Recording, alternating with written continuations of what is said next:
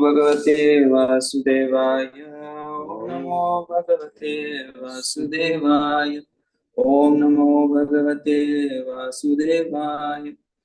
Narayanam Namaskritya Naram Chaiva Narottamam Devim Saraswatim Vyasam Tato Jayamudhiraye Nashtaprayeshu Bhadreshu Nityam Bhagavata Sevaya Bhagavati Ruttamaśloke Bhaktir Bhakti Naishtiki Krishnaya Vasudevaya Devaki Nandanaya Cha Nandagopa Kumaraya Govindaya Namo Namaha Om Ajnanaatimirandhasya Jnananjana-shalakaya Chakshurunmilitam yena Tasmai Shri Gurave Namaha Shri Chaitanya Manobhishtam Sthapitam yena Bhutale Swayam Rupa Kadamahyam Dadati Swapadantikam Vandeham Shri Guru Shri Yuta Padakamalam Shri Gurun Vaishnavamsya Shri Rupam Sagrajata Sahagana Raghunathanvitam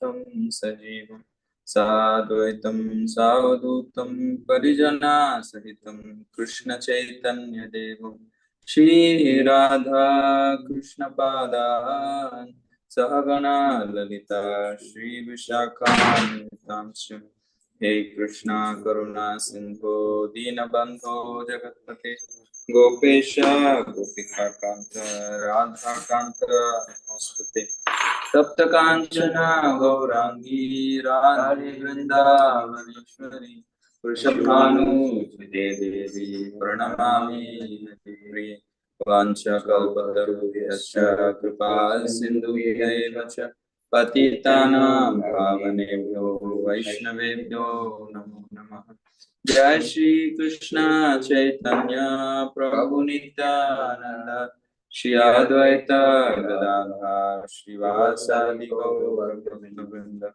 Hare Krishna Krishna Krishna Hare Hare Hare Rama Rama Rama Hare Hare.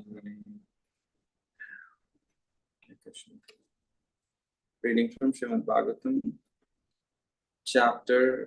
Canto 10, Chapter 65, verse 17 and 18. So I'm not repeating the Sanskrit, I'll just read by myself and then read translation and purport. So, verse 17, Dau Masau Tatra Chavatsi Madhum Hadavamevacha Rama Kshapasu Bhagavan Gopinam Ratimavahan. Translation, Lord Balaram, the personality of Godhead, resided there for the 2 months of Madhu and Madhava, and during the nights he gave his cowherd girlfriends conjugal pleasure. Purport by the disciples of Srila Prabhupada.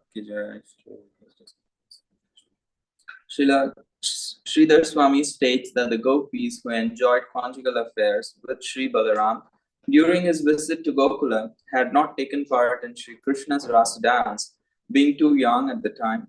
Srila Jiva Goswami confirms this statement by quoting a phrase from Bhagavatam 10.15.8, Gopyo Antarena Bujayo, which indicates that there are particular gopis who act as Balaram's girlfriends.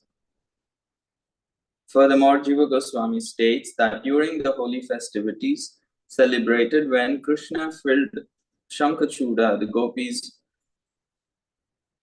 Lord Balaram enjoyed with were different from the ones Lord Krishna enjoyed with.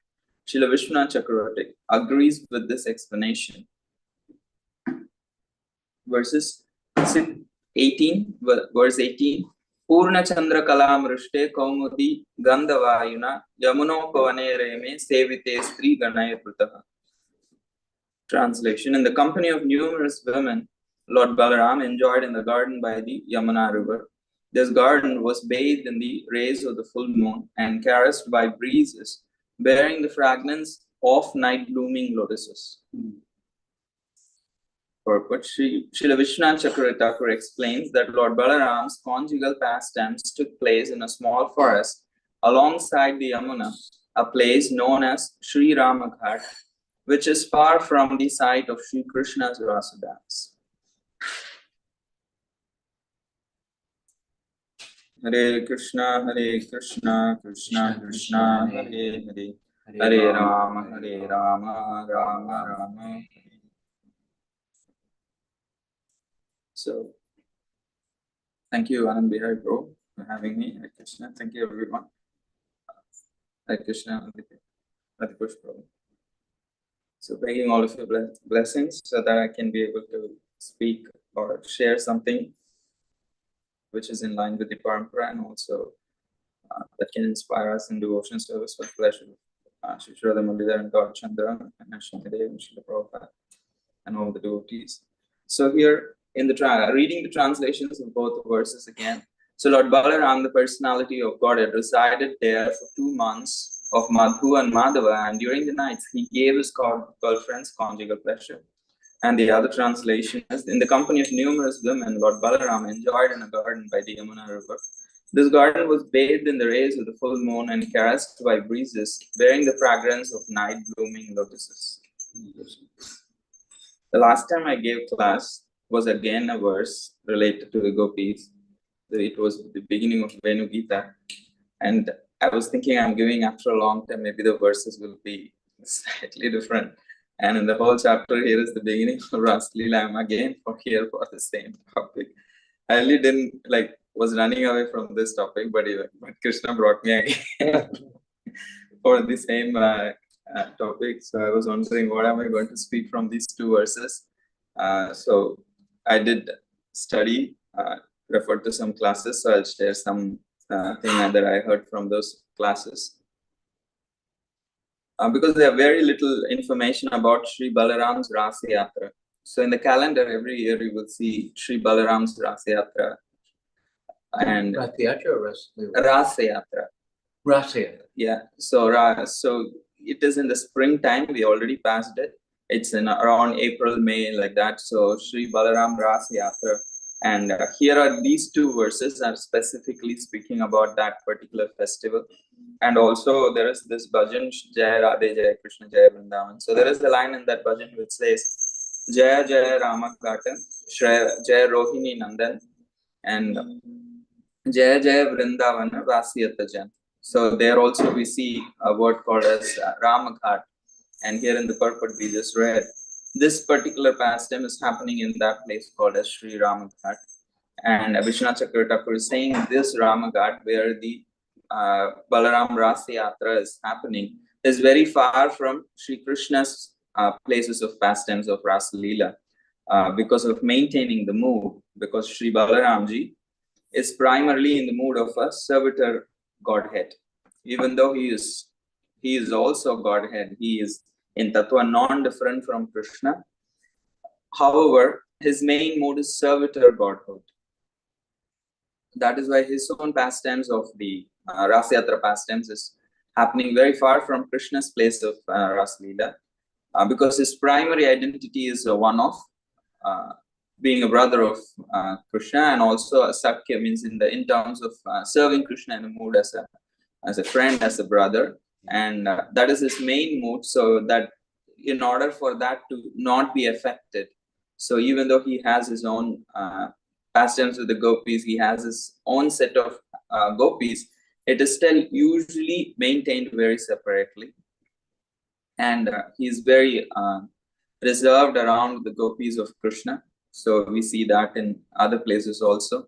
So that is one reason Krishna is sending Balaram to Vrindavan. So why is Balaramji visiting Vrindavan all of a sudden? Because earlier Krishna sent one messenger. Anybody knows who's the messenger that Krishna sent to Vrindavan before? Yeah. So Sri Uddhava is the messenger before Sri Balaramji comes. However, Uddhavji had come from Mathura that time, and he was carrying the message. Of course, he came from Dwarka, and he was carrying the message, and Krishna sent clear message to pacify the gopis, to actually console all the Vrajvasis like Mother Yashoda, Nanda Maharaj, and Srimati Radharani, and the gopis headed by her. However, Sri Uddhava did not have an idea of Vraja Bhakti. he completely did not understand the mood of the devotees of Vrindavan. He had not interacted with them before. So he wasn't very much aware or understanding of the mood of the Vraj Bhaktas, the devotees of Vraja. So he was taken for a shock, like he got schooled by the Vrajvasis. Actually, he came to give a message. He is a disciple of Brihaspati. So he had a lot of philosophical knowledge. So he thought, I will convince these Vrajvasis. And why are they crying? Like, what is their problem? So he was trying to explain them through philosophy and logic and like that. And he eventually ended up being schooled by these devotees of Vraja. To that extent, he becomes completely humbled, and he starts praying that let me be a small creeper or like a blade of grass in Vrindavan, so that these gopis can actually walk over me. And in their, when I receive their dust, I will even come to, like, even maybe I will even come to understand a drop of their devotional mood, and also will receive at least a very, very tiny particle of the level of devotion and absorption in Krishna that they have. So instead of consoling the devotees of Vraja, the residents of Vraja, he actually ends up agitating them in one sense. Srimati Radharani becomes very agitated by his presence, because the remembrance of Krishna becomes very intense for them. And he was not able to console or convince them that Krishna will come back. So both the purposes did not actually was achieved by Sri Uddhava. Nor he could console the Vrajvasis, nor could he convince them that Krishna is going to come soon and visit them. So they just did not believe him, and their own absorption in Krishna only became more. They only got more agitated by Uddhava's presence. Of course, the other reason that Sri Krishna sent Uddhavji is not that not knowing that he won't be able to handle that energy of the Vrajavasis. He actually wanted Uddhava to be schooled by the Vrajavasis, because he did not have anyone to have association about Vrindavan. He did not have anyone he could speak about Sri Vrindavan and the Vrajavasis in Dwarka. He was feeling that intense separation from Vrindavan, but he wanted to speak about Vrindavan to be away from that separation, because hearing is the way to remember. And when there is remembrance, there is no separation. So that is why the process of bhakti also begins with Shravana. It begins with hearing. That's when we get reminded of what we have forgotten, reminded about Krishna. So similarly, when Krishna wants to remember about Vrindavan and speak about and to have a sangha about Sri Vrindavan, there is nobody in the except Mother Rohini, Subhadra Devi, and Balram. They all have different rasas with Krishna. So he cannot just speak about all the pastimes of Sri Vrindavan. So that is the one of the main reasons that Sri Uddhava was sent, so that Uddhavji could be schooled and Krishna could have association to speak about Sri Vrindavan Dham in Dwarka. If he never came to Vrindavan, if he never really saw the mood of Nanda Maharaj and Yashoda Mai and Radharani and the other gopis, he will not be able to, like, it's a paradigm of devotion that unless we realize, unless we have an association of a higher devotee, we will not know that such a paradigm of devotion exists. So that is another reason that we also need to have devotees of higher order, the association of devotees who are of higher order, because otherwise we will not know that we don't know something, because there are 4 kinds of knowledge. I don't want to confuse, but the names are confusing. So the known knowns, the known unknowns, the unknown knowns, and the unknown unknown. So ignorance is the unknown unknown. We don't know that we don't know. So there is no way out of it unless someone comes in, informs us, so that at least the unknown becomes a known unknown. But in devotional service, in the conditional consciousness, everything is actually an unknown known, because it is the love is the nature of the soul. It is the original emotion of the soul. Seva, bhakti, devotion, all could be actually translated as love also. So bhakti is the original emotion of the soul, or you can say service is the original emotion of the soul, or some Prabhupada uses the word dharma. So service is the dharma of the soul, or we can also say it is the emotion of the soul. So love is that highest expression, which is the highest capability of the soul to express. So that love is a unknown known now. It's not that we don't have the ability. Srila Prabhupada in the introduction to Nectar of Devotion, he writes, if the child did not have the inherent ability to walk, he cannot be taught. He has that ability, so he could be taught, and he can eventually start walking. So the natural ability of the soul is there, but how the baby, when it is born, it's not going to immediately walk. It lacks some strength. Similarly, we have forgotten our own original nature, and we have become so covered with ignorance that we don't even realize that this is our inherent knowledge, experience, and life. So we have completely gone very far from Vrindavan, but now we have the opportunity to hear about these pastimes of Vrindavan, such exalted pastimes like Sri Balaram ji going back to Vrindavan, consoling the Brajavasis, and having pastimes with the gopis in the on the waters of Yamuna. Such esoteric topics. Do we have the qualification right to enter into these pastimes? How much is a qualification? I might think, oh, I've been chanting for a decade or two, or some devotees even more. So if I think, like, have I chanted really Krishna's names, like, sincerely? I might think, oh, maybe sometimes, but how sincerely, how deeply? And if you think like that, I can even question myself, have I ever chanted a single mantra with that much of love? Or have I even chanted a single name within the mantra with that much love? So to be very honest, our credit is very low. Our own credit is literally nil, at least speaking for myself. So our only qualification is that we have taken shelter of Srila Prabhupada and his followers, that we are actually brought from still in the material world, but in the sense like we have been rotting in the material world in our own what do you call in Hindi they call it gutter, like in our own drainage, like in our own rabbit holes or pigeon holes, or in our own like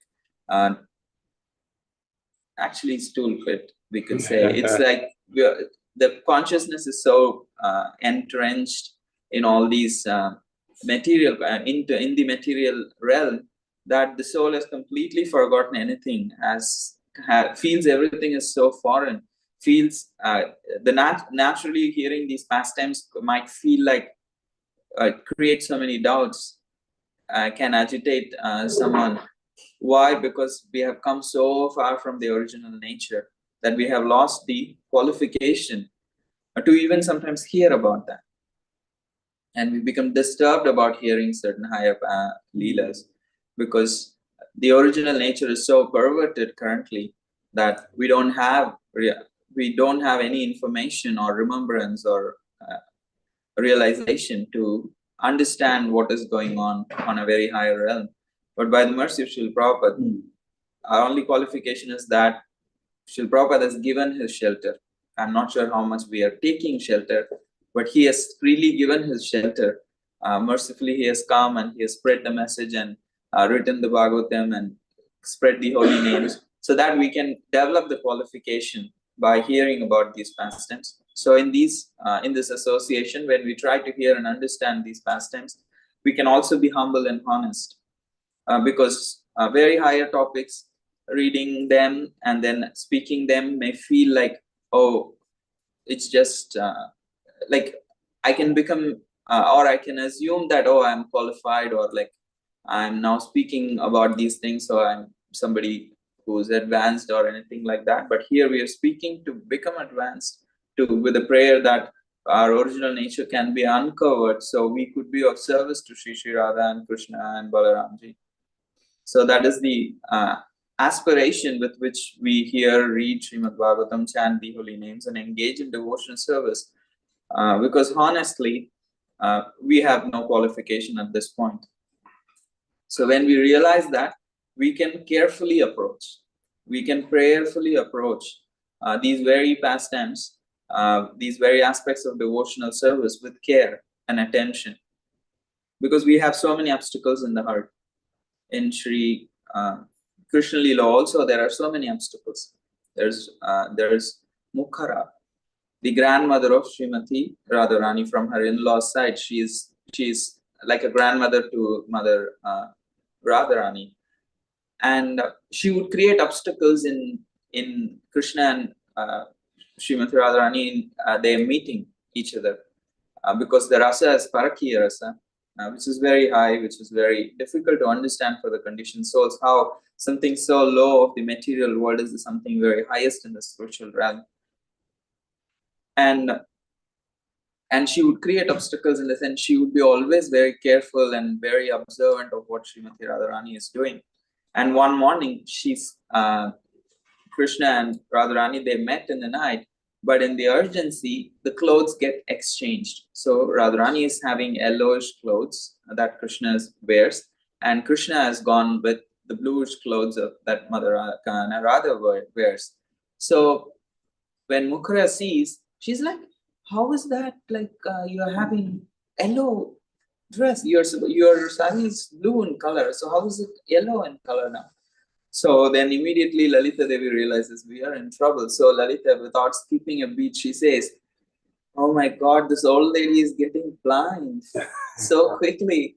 The sun is shining so brightly on this blue sari of Radharani, and this old blind lady is saying this is yellow in color. Come on, what color am I wearing? What do you think? What color are you wearing? So Mukhara actually gets confused that maybe I'm going blind and I'm seeing yellow as blue as yellow. So she comes out of the home, she looks up and she sees the sky as blue. She's like, no, I'm not seeing everything opposite. I'm actually seeing everything else normally. But when she comes in, Lalita Devi again confuses her. So she becomes completely confused. And in the meantime, they make sure they exchange the dresses.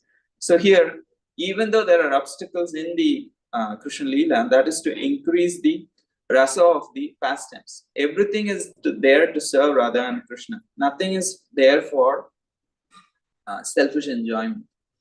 So the spiritual emotion and the material emotion is so different, because the material emotion, we are the center.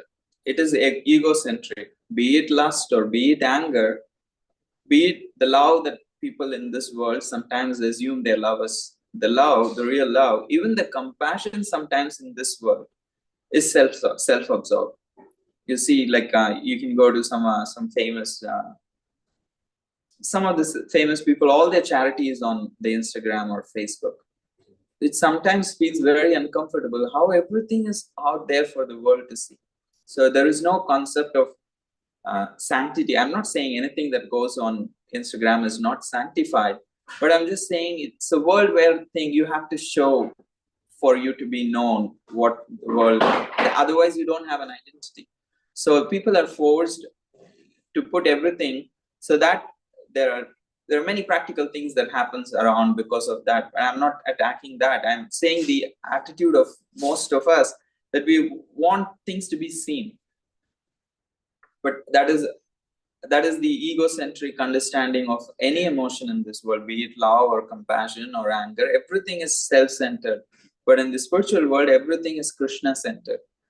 Even if there is anger, like in this chapter in the beginning, we all have read that how Mother Yashoda and Nanda Maharaj, they address Krishna and Balarama You are all the maintainers of the world. This is the indirect understanding is they're chastising them. You're all the maintainers of the world, but you don't have any time to maintain us, the poor Vrajvasis. You don't understand that how much we are suffering. So you are the maintainers of the whole world, but you have forgotten to maintain your own father and mother. What kind of maintainers are you? So there is anger. But that anger is not self-centered in the sense of you did not serve me. Actually, we are being bereft of your association. We are being bereft of service to you. So it is Krishna-centered. All the emotions of the spiritual world is Krishna-centered. So it is another place we had read in the past, like how the gopis dress because they want to give pleasure to Krishna. Or here in this world, we dress because we want to be the center of attraction. So here in the spiritual world, everything is happening in the same way. Everything is done nicely, but for the sake of pleasing Krishna. So that spiritual emotion is there. So without that, then this whole thing becomes a puzzle that materialists can never crack. With materialistic consciousness, one cannot crack or understand what's happening in the spiritual world, what's happening in these pages of Srimad Bhagavatam, because it's a completely different paradigm. So it's an unknown for most people of this world. So we as devotees, by the grace of Srila Prabhupada, that unknown has become a known unknown to most of us or all of us. So at least now we could approach that with care and attention and respect. And we haven't even gotten to speak about Balaramji's pastimes. So the idea was that this place that Sri Ram Ghat, that Sri Balaramji engages in this pastime, is quite far from Sri Vrindavan Dham, where Krishna engages. And this place is currently also there is a Dauji temple. There is a temple of Sri Balaram. And later we will read in this chapter how Balaram actually chastises Mother Yamuna. He drags Mother Yamuna. And if you go to this temple, you will be able to see that Yamuna flows off from her tract. She comes very much inside and she flows in many streams closer to this particular temple. So even now, that particular stretch, Yamunaji takes many streams, many shorter distractions, like many offshoots kind of thing. And then she's flowing little off the course that she is continuing to flow. Suddenly she's changing course, coming close to this temple, and then she's flowing out. And this is the very place that Sri Balaramji actually is around with the gopis, because these gopis were not young enough to be married to Krishna at that point of time. So they were not married to Krishna. They have never engaged in the Rasa Leela. So he here, with the permission of the elders of the Vrindavan, actually marries these gopis. But he does not make a huge festivity out of it, celebration, because Krishna is not there. So that is the mood of Sri Balaram. Everything he does is for Krishna's pleasure. So even when he expresses his own godhood, it's not at the cost of his servitor mood to Krishna. So he keeps it subdued. Even he does as his own gopis and he engages in pastimes with them. It is more subdued. It is more Gaurava. It is not like it is not very not like exactly how Krishna does. And in our own scriptures, Shri Krishna and Srimati Radharani, they are predominantly the objects of Madhurya Rasa. We hardly see in our parampara Shri Balaram being an object of Madhurya Rasa. He is usually the object of Sakhya Rasa. And he does have a little bit of Vatsalya Rasa, but predominantly it is the friendly mood.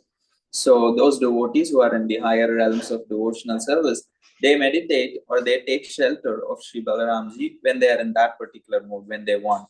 Hardly we see many references of the names of the gopis of Sri Balaram in our scriptures, one or two here and there. And hardly we see the acharyas delve in detail about the pastimes of Balaramji, Rasa Leela, or Sri Balaram as an object of Madhurya Rasa. It is not his primary mood. And that is why he manifests as Anangasaki. He expands himself as the younger sister of Srimati Radharani. And in that form of Anangasaki, Shri Balramji actually engages in the Madhurya Rasa. Otherwise, he does not directly engage in Madhurya Rasa.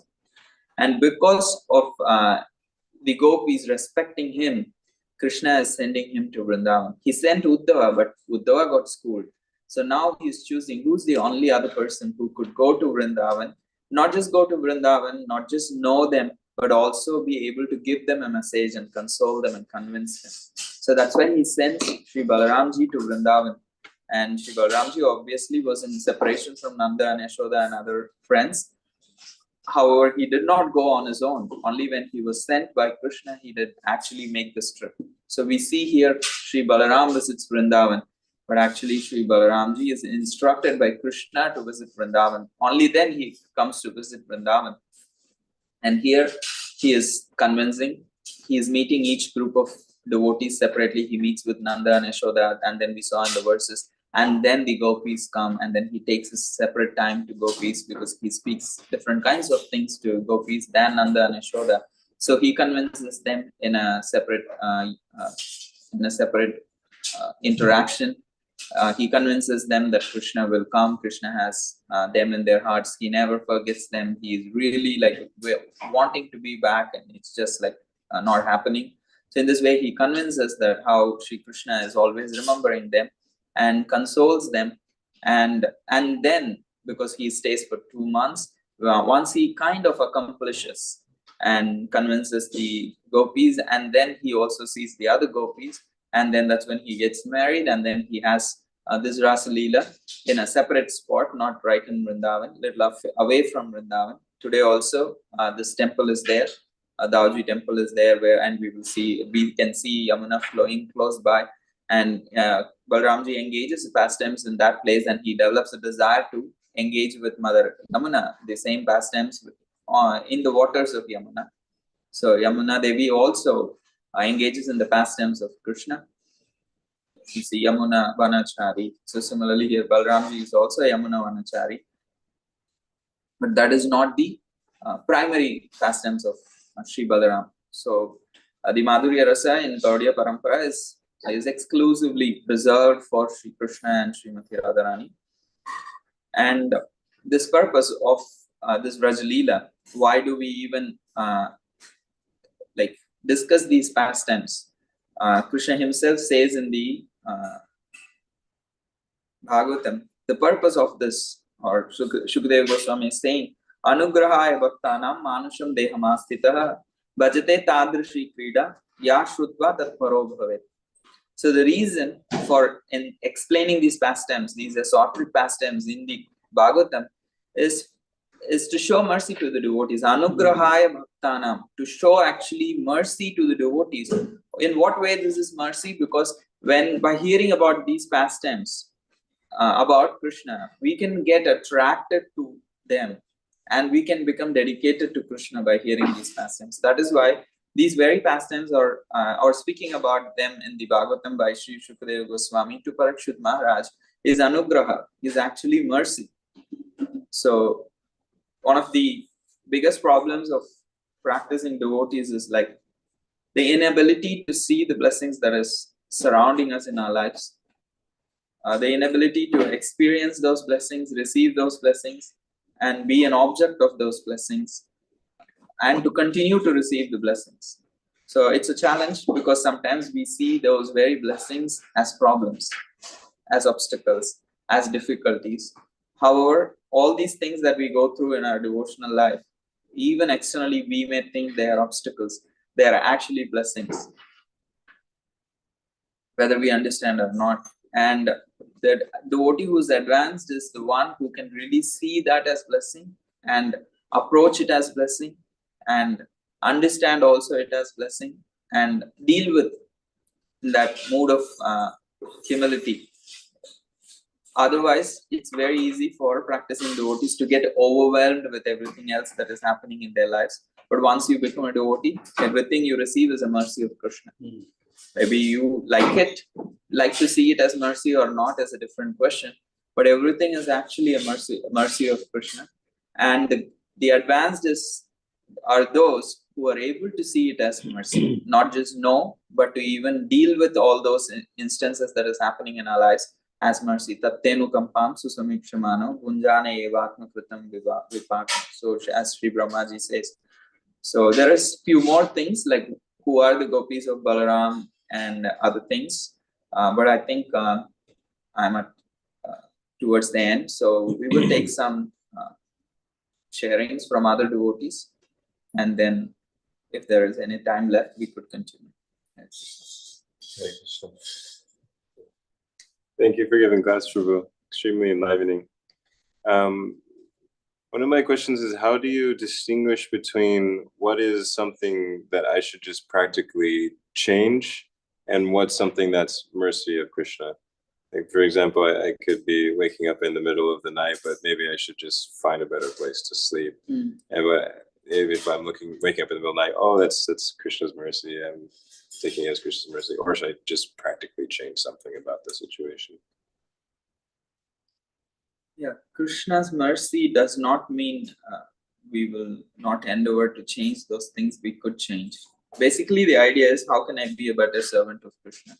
How can I be of better service? How can I actually come closer, become aligned in my mind, body, and words?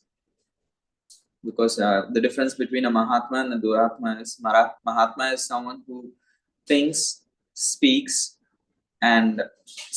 things and also acts in the same way. All the three is incongruence.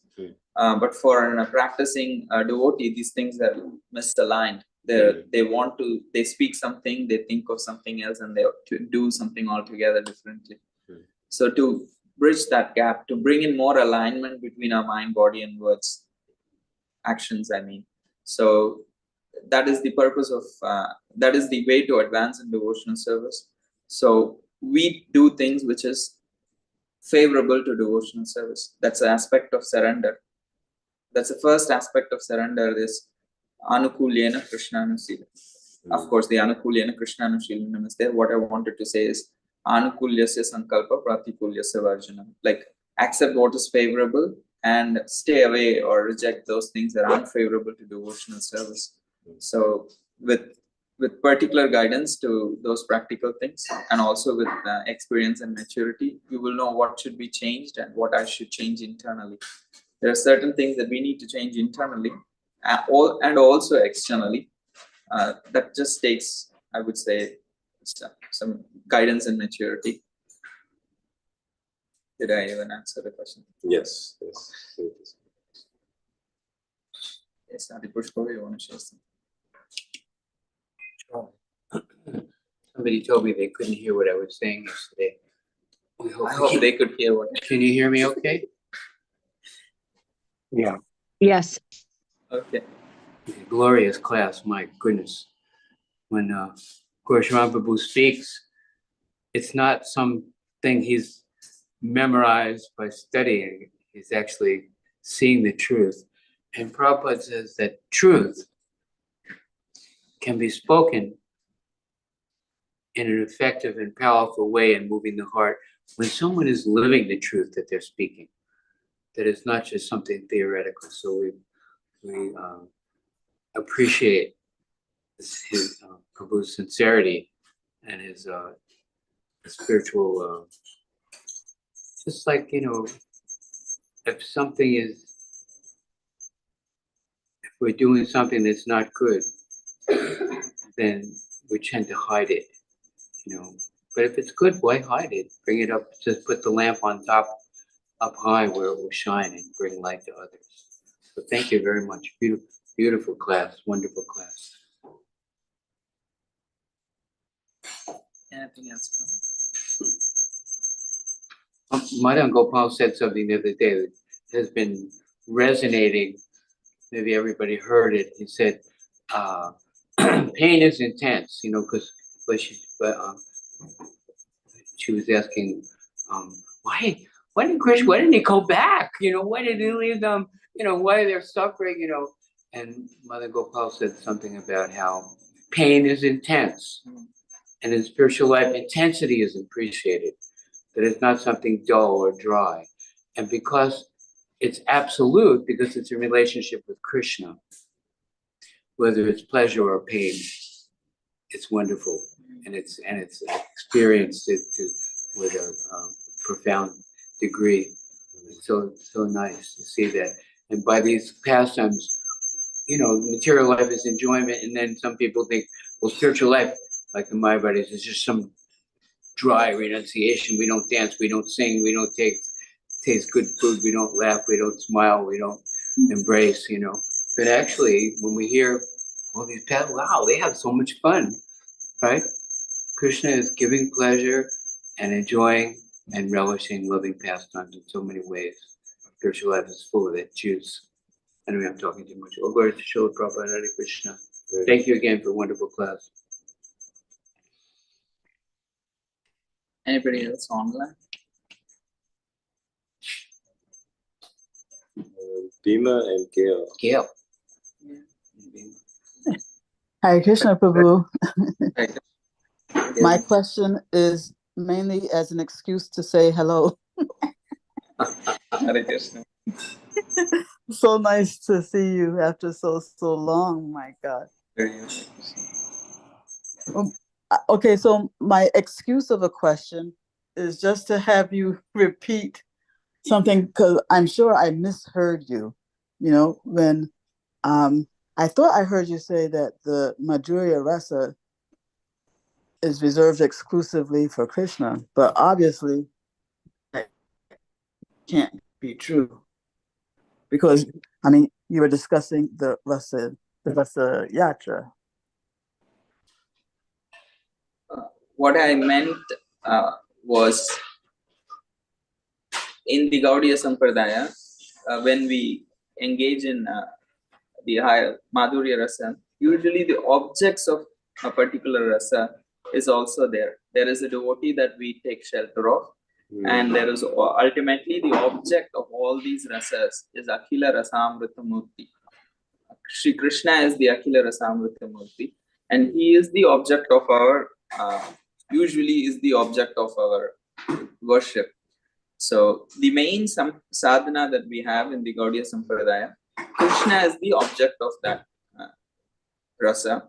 Usually Sri Nityananda Prabhu or Sri Balaramji, all of them in their personalities, though they are non-different, in their past tense, they come to aid us in our connection with Krishna usually.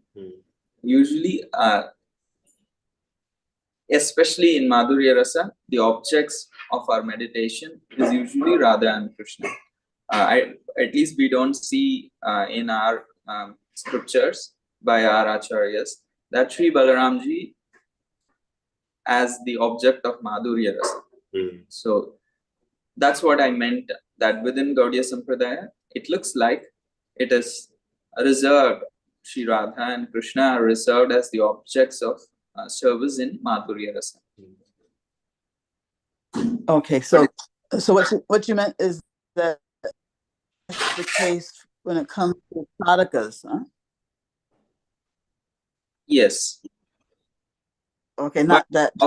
However, if somebody has different rasas, all these other aspects that is existing in Vrindavan, there may be different lines or different sadhana and like that. So at least I haven't seen in the scriptures that Shri Balramji being the object of Madhurya Rasa sadhana or anything like that.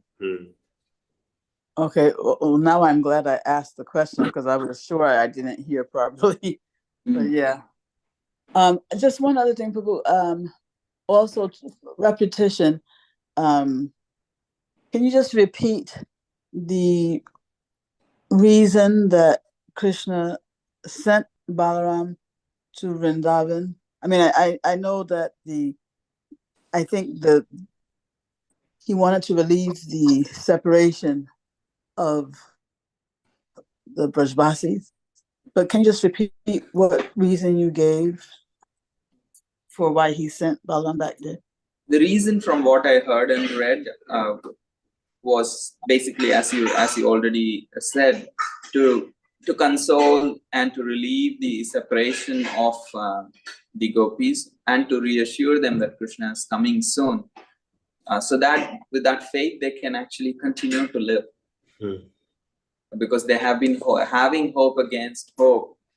So to increase that hope that yes, Krishna is coming and he is still remembering them, to give that hope. It's not that they think he has forgotten them.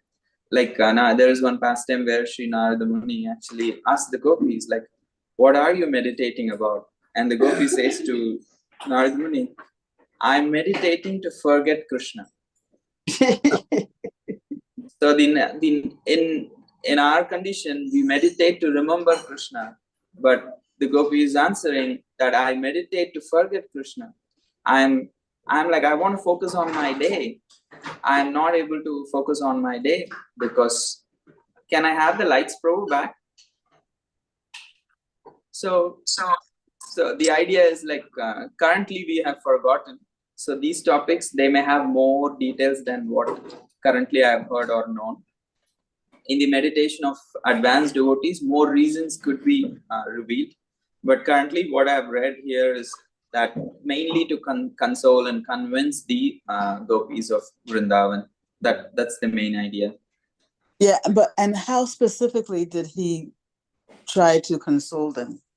If you see in the verse, it is given that the message that he was trying to share is like very confidential. The verse itself is there. I'm not. I have closed all the windows of the verses. But here, the very word itself meant that the message that he was sharing with the gopis was very confidential. Krishna has sent them a specific message that he was sharing them. That's not revealed in Srimad Bhagavatam. Oh, okay. Oh, I thought I just missed that. So there is more to life. Their private life is much more. There is more details than what we are not even scratching the surface. Yeah. Thank you. Thank you so much, Mother hearing your voice. Thank you. Thank you, everyone. Thank you to all the devotees. Srila Prabhupada ki jai, Srimad Bhagavatam ki jai. Come on. Go back.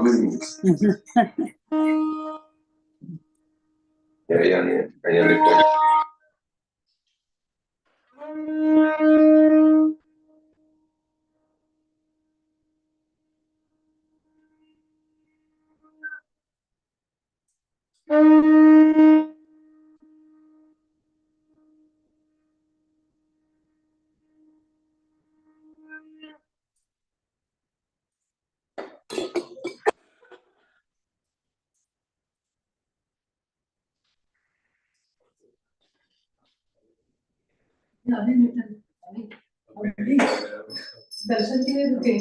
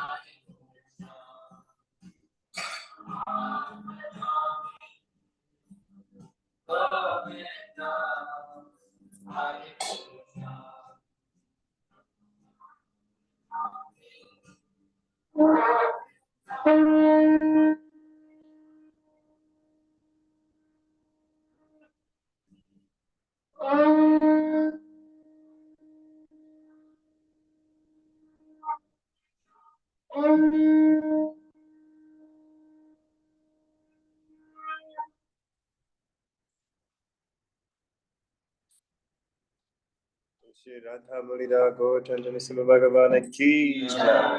Srila Prabhupada Ki Jai. Jai Shri Sharan Murlidhar Shri Gaura Chandra Ki Jai. Dear devotees, today is the cremation. Anandi is asking for your blessings and continued support and prayers as she helps Donald on his final journey. Dear devotees, please continue praying for Donald. I've been praying for Donald. And we encourage you to pray for him and Anandi. Anandi, would you like to unmute yourself and speak? If not, it's okay. Just say Hare Krishna for Donald. He'll appreciate that. Yeah. Okay. Thanks everyone for participating in this daily offering to Srila Prabhupada and to Krishna, for giving your attention. I see Bhima Prabhu is unmuting himself. Bhima Prabhu? Well, that was my mistake, Prabhu. Yeah, Gaura Sharan mentioned today how we should we see blessing as an obstacle.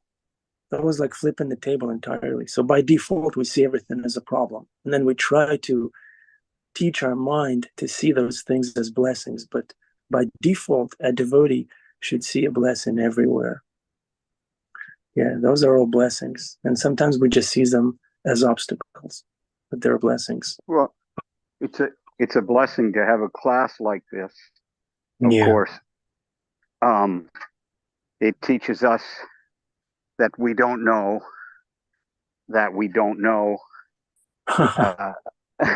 and that perhaps that having known, perhaps we shouldn't know, lest we think we do know. Yeah. If you can I was follow thinking that. maybe Krishna Daya is aware that he doesn't know. Jeffrey Eckler is aware that he doesn't know, but we don't know that we don't know. That's very true. Yeah, you listen and you say, I didn't know that. And then the next thing you say is like, I can't handle this. And then the next thing you say, perhaps I shouldn't know this. But I'll tell you, you have someone like Anandi in the situation with Donald, and it puts everything in perspective. All of a sudden, we are reminded how important it is for us to know, to actually know and to realize that there is another place, another world, another reality, which is waiting for us to know it. And it's requires patience and perseverance, and to always be reminded not only of the beauty of Krishna, but of the temporary nature of this world. We can just keep that attractive principle present, and then the sort of aloof, detached principle present at the same time from the world, and attached to Krishna, and then have a lot of patience, then everything's going to be all right. Let me quiz you, the power of such classes. Let me quiz you a little bit. So apart from patience, what's the other quality that a devotee must have to go on the path? You must pretend to be enthusiastic. Yeah, You must Patience. always yell out, "Ki jai, ki jai, ki jai." Yeah. Patience on the one hand, and then eagerness to serve and go on, enthusiasm on the other. Yeah, those two principles Yeah. go hand in hand. Yeah, you can't just be patient all the time. You have to be enthusiastic. Yeah, I was thinking. The Christians call it long suffering. It's considered a virtue. Long suffering, the willingness, and of course, it's sort of like that separation, the principle of viraha, of separation. That there is suffering there, but it's sweet in nature that we, by virtue of these classes and by this knowledge and by the association, even by Vani, not by Vapu, but by Vani, the association of pure devotees like Prabhupada, seeing that it can and it truly is something that exists. This attachment to Krishna that that we're able to bear out the fact that, as George Harrison says, "My sweet Lord, I really want to see you, but it takes so long, my Lord." So we have to realize it's going to take a long time for some of us, and we try our best and we remain enthusiastic, but perhaps we are not ready to know what we don't know because we can't handle the truth, so to speak. Yeah. Yeah, in the beginning of this movement, Srila Prabhupada told his early disciples, he said, "If I told you everything, you'd faint." So it's a gradual process. And I was thinking, hold it, someone's talking. Oh, what is that?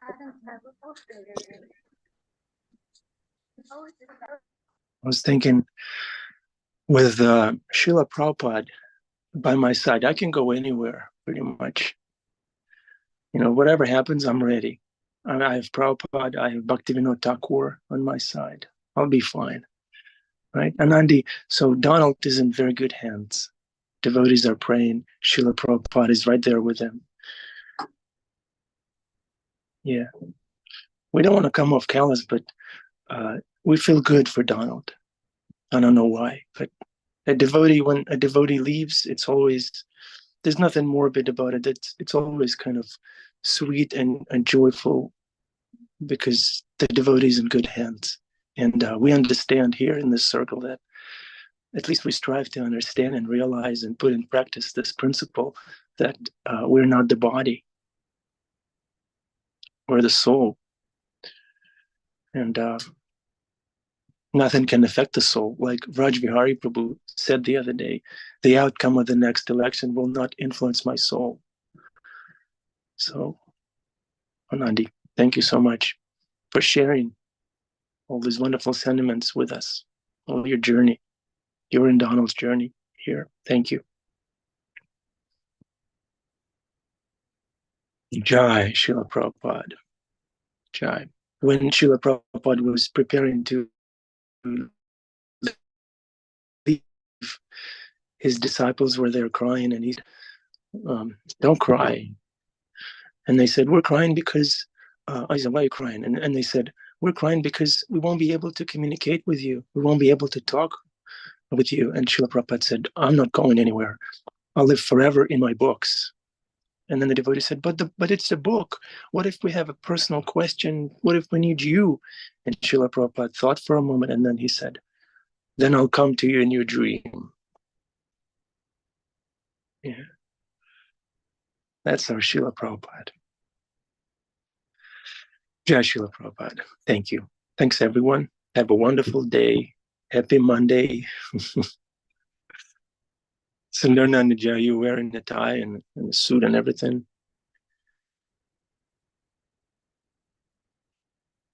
All right. I'm sorry for putting you on the spot. It's okay. Anyone wants to speak? Open mic moment. Okay, then we'll say Hare Krishna. Adipurusha Prabhu, you want to speak? No? Okay. Even Adipurusha Prabhu doesn't want to speak. So we'll say for him, how wonderful is Krishna, how wonderful are devotees, how wonderful is Srila Prabhupada that he gave us service to do and apply ourselves so wonderfully. All right.